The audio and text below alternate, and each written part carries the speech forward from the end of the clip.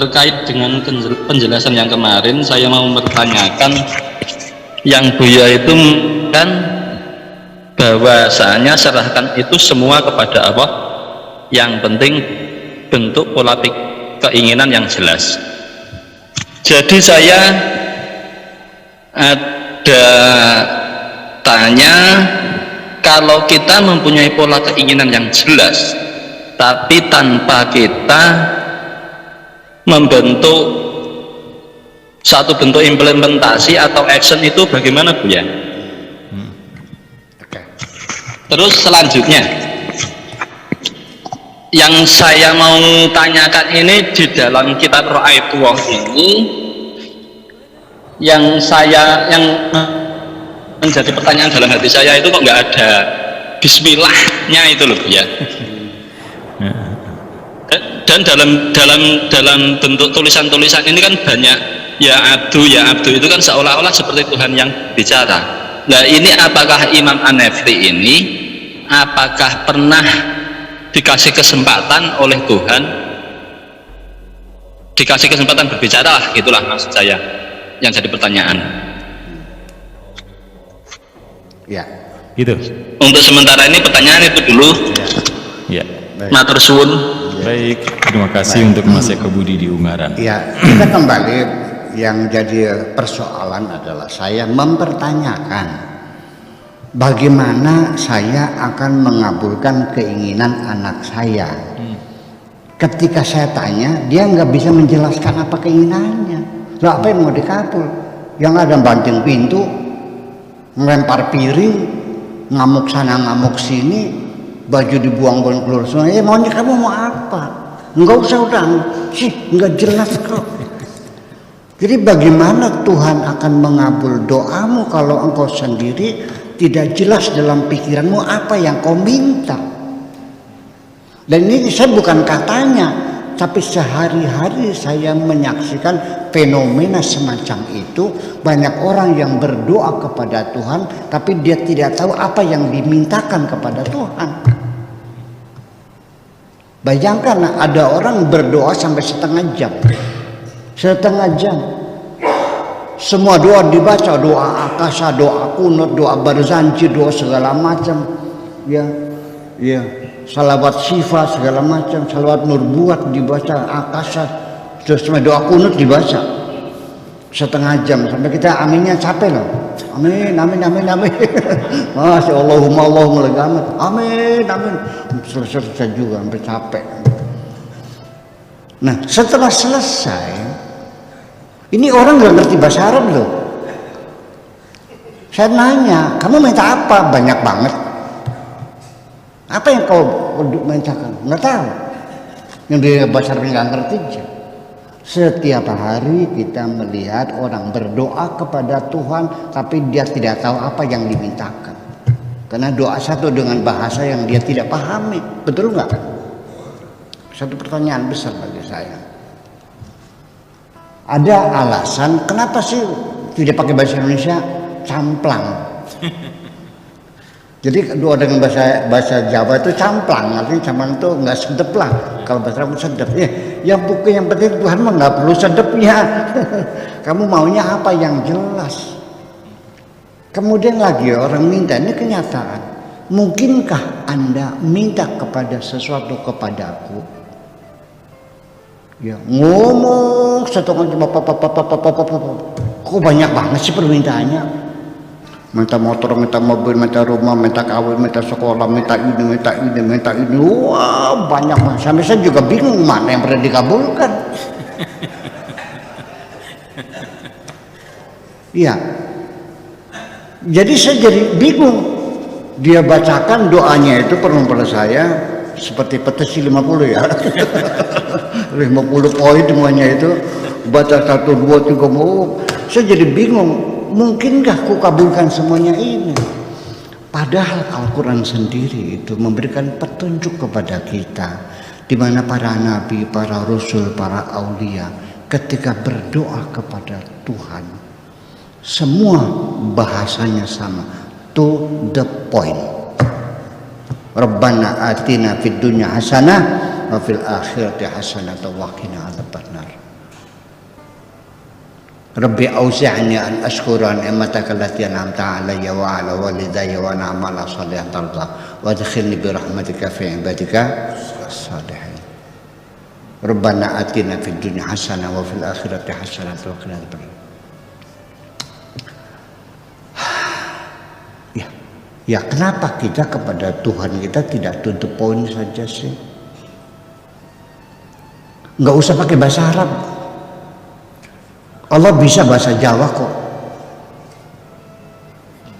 Allah juga mengerti bahasa diam. Sekalipun tidak kau katakan dengan mulutmu, apa yang bergerak di hatimu Allah tahu. Bahkan justru yang bergerak di hati itulah yang didengar oleh Allah daripada suara yang keluar dari mulutnya yang berbau seperti itu. Itulah kira-kira semacam itu. Jadi artinya intinya adalah seperti itu. Ya, keinginan yang jelas, sehingga saya pernah mengatakan, mungkin Pak siapa namanya? Pak Eko Budi. Ya, Pak Eko. Mungkin Anda dengar di mana di sana nama, kalau di sini namanya kemat, donga kemat, pelet, ya, pengasihan supaya cewek itu jatuh cinta kepada kita lah, kemat namanya itu. Saya bilang nggak usah yang panjang-panjang, jampi-jampi kemat, jawokan yang nggak ada artinya, nggak ngerti saya mah. Udah gini aja, ini saya kasih ilmunya. Kalau engkau cinta perempuan dan cinta mau ditolak, nggak usah kedukun lagi dan saya kasih aja ilmunya nih. Siapa perempuan yang kau cintai? Umpamanya namanya Husnul Khotimah. Husnul Khotimah. Ibunya siapa? Hasanah. Oke. Yuk dihitung Husnul Khotimah itu H berapa, Sin itu berapa, Nun berapa, Alif berapa, Lam berapa, Kho berapa, Alif berapa, Ta berapa, semua sampai Hasanah. Umpamanya semuanya menjadi 780. Sudah, tinggal panggil saja Husnul Khotimah bin Hasanah sebanyak 780. Langsung nengok Bu ya. Ya. Berapa nilai setiap huruf? Itu kalau nggak hafal dia tabel periodiknya ada kok. ada tabel periodik baca ada nilainya. Itu abajadun hawazun hatayakum namun abaja a itu 1, ba 2, ja 3, abajadun hawazun dan sebagainya. Nah itu lebih jelas. Allah tahu, oh berarti kamu lagi senang sama si Husnul Khotimah, sama anaknya biasanya. Oke. Dan kenapa jumlahnya macam itu?